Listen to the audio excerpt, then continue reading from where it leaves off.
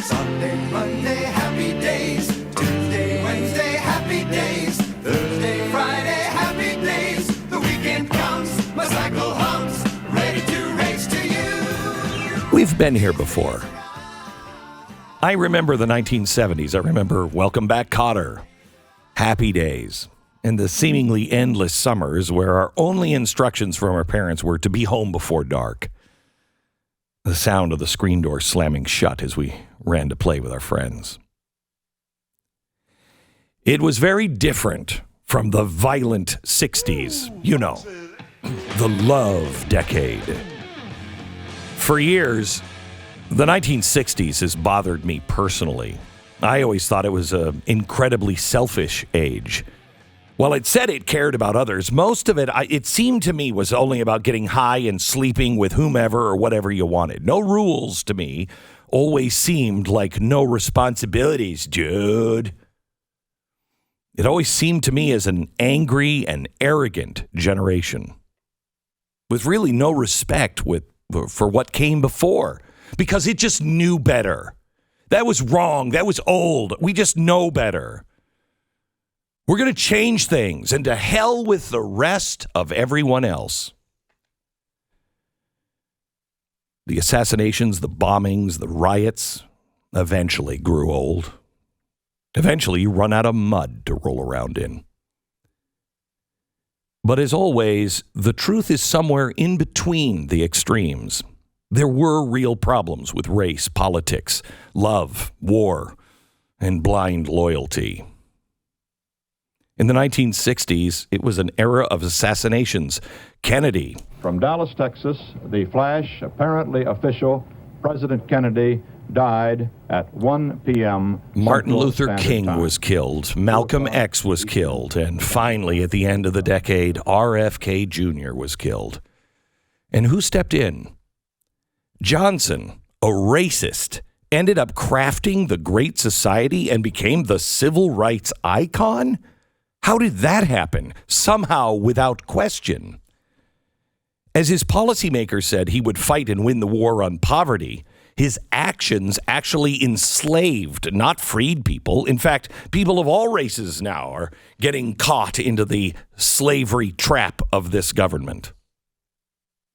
And then the answer to that was Nixon. And I want to say this to the television audience. I made my mistakes. Nixon was the answer for the other side. And as we know, many times, the other side is just as bad. I've earned every cent. And in all of my years, Because we fight over the two parties, we become tribal and we fight blindly for things. And people that we would never really fight for if we hadn't been convinced the other side was the enemy. The 1960s, I think, was just an abomination. And then the 70s came. Was that any better? Things changed. In the 1970s, they kind of changed. I mean, we weren't killing each other in the streets and burning our cities down, but we went into a different place. Things were still changing and bubbling under the surface. Roles of men and women were changing. Parents changed. America was changing. We had gas lines and cold winters with no heating oil, inflation. American factories closed.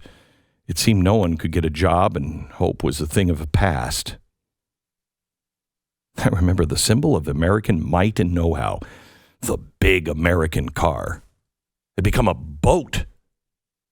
It was a joke. Our military had become a joke. And soon, we all felt America would be a joke if it wasn't already. New York City was a crime-ridden hellhole. And the generation after the hippies left home, my generation was the first generation that had to have all their candy checked for razor blades or poison. And it was then that a movie came out. It was Saturday Night Fever. It's a pretty bad movie, honestly, but it's a time capsule. It's a marker in space-time. And it wasn't really about the music. It reflected the era. It reflected what was happening at our dinner tables. Every time you mention Frank Jr., you gotta cross yourself. He's a priest, ain't he? Father Frank Jr., your brother. Your mother doesn't have too much to cross herself about these days. You're so jealous of Frank Jr. Oh, shut up, will you? Hey, What are you doing? hey, the shirt, wash the shirt, stupid. Oh, come on. Basta! All right, come on. Mangia, mangia. Eat, go ahead. Eat. I got more pork chops, more spaghetti. What do you mean you got more pork chops? I'm out of work. Yeah, well, as long as we got $1 left, we eat good in this house. What? Yeah, I might even get a job myself. Like hell you will. 25 years in construction work, I always brought him a paycheck. What, 6, 7 months I'm out of work? And all of a sudden, what? You hit me. And talking back. All right. Talking about getting a job and hitting All me. right. No hitting, no slapping at the dinner table. Okay, that's the rule. And you was the one who's hitting. You never hit me before. Never. Not in front of the kids.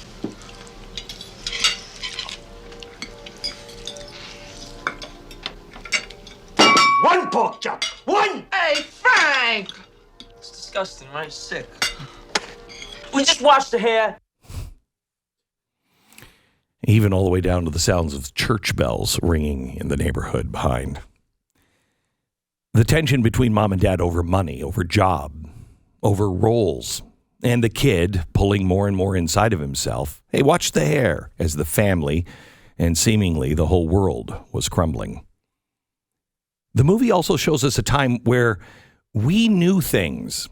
We talked to each other. We told each other stories. Yes, believe it or not, we spoke to one another. There were no cell phones, and there was no Google. Do you know how tall that bridge is? That bridge, that tower right there goes up 690 feet. They got 40 million cars going across there a year. 127,000 tons of steel is involved in that. The concrete there, they got almost 750,000 yards of concrete. That's right. The center span right there is 4,260 feet. Many long. of us, And with the at least my age, have been here before. We know these times. Hard times made us. Perhaps we become the parents now in the movie. And we forget that we were once actually the kids that could actually see a way out. They were seemingly just worried about our hair, but not really. We were the kids that felt hope, only then to have someone in our life blow that flame out. We were once there. Oof. And we're here again. But this time, we know how the story ends. This time, my generation is old enough and strong enough to tell the hippies, we've had enough. I've never expressed this out loud before. But I've always had a problem with the 60s. I've always had a problem with the hippie era. And it comes from someplace very personal. It comes from my childhood. It's time to tell the hippies, knock it off. You've had your fun. You set yourself free and you found yourself. You had your sexual liberation, and the rest of us have paid the bill. We have cured the diseases. We were there to pick up the pieces of our destroyed families after you left. You gathered the kindling for the bonfire of the vanities. You were raising kids in what you say was the era of greed, the 1980s. But it wasn't me that was the yuppie. It was your generation that was the yuppie, not mine, and certainly not our parents. It was your generation that fought against the U.S. in Vietnam and the Cold War. You were the ones saying that Reagan is a warmonger and he's going to get us all vaporized. You went on with your life, but it was my generation as a kid that woke up with night terrors night after night about being vaporized because of your political propaganda. I got news for you. It wasn't our parents that arrogantly said we could have it all. It was your generation. It was you and your generation. You brought us the Clinton years, where we could have it all. Pets.com, you gotta get in. Crash. You brought us the Obama years. Hey, get this loan. Everyone can have a loan. Everyone should have a house. Crash. You brought us these times because weak men bring hard times. Here you are, now way past your prime, and you will not retire from so-called public service. Do you know this is the oldest, by far, the oldest generation to ever serve in Congress and the White House? By far. We have people who don't even understand how a phone works. And why is that? Are they serving because they're living longer? No. It's because they are the hippie generation. They are the generation that I and others my age have lived in the shadow of the whole time. The hippie generation, the generation that has been arrogant and greedy and all about themselves the entire time. It's why they're all getting rich in Congress. It's why they're all staying in Congress. They're arrogant and greedy. They always have been and always will be. Now, I want to make sure that I'm not making just a total blanket statement of all those who grew up in the 60s, because many lived through those times and learned from their mistakes. Some did not.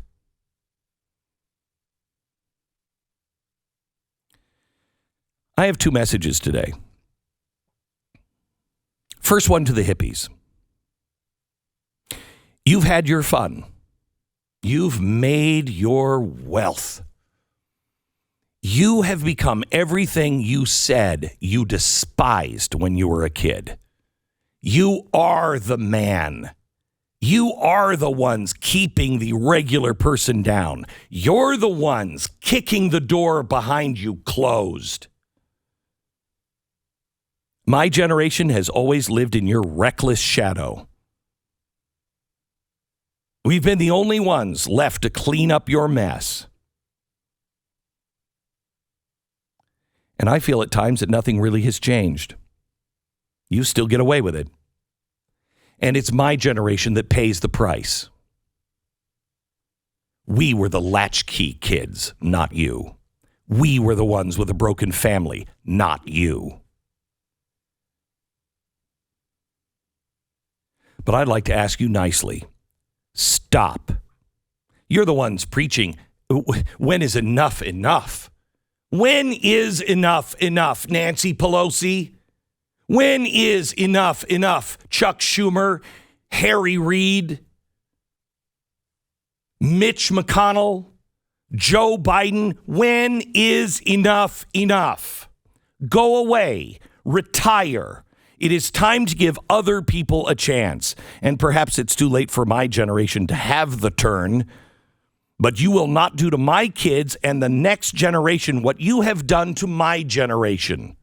And then you blame it on us. You always blame it on someone else, while everyone else has to clean up your mess or live in your pigsty that you left behind. I'm tired of it. And now it's not just about me and my generation. It feels personal because I've been dealing with it since as long as I can remember.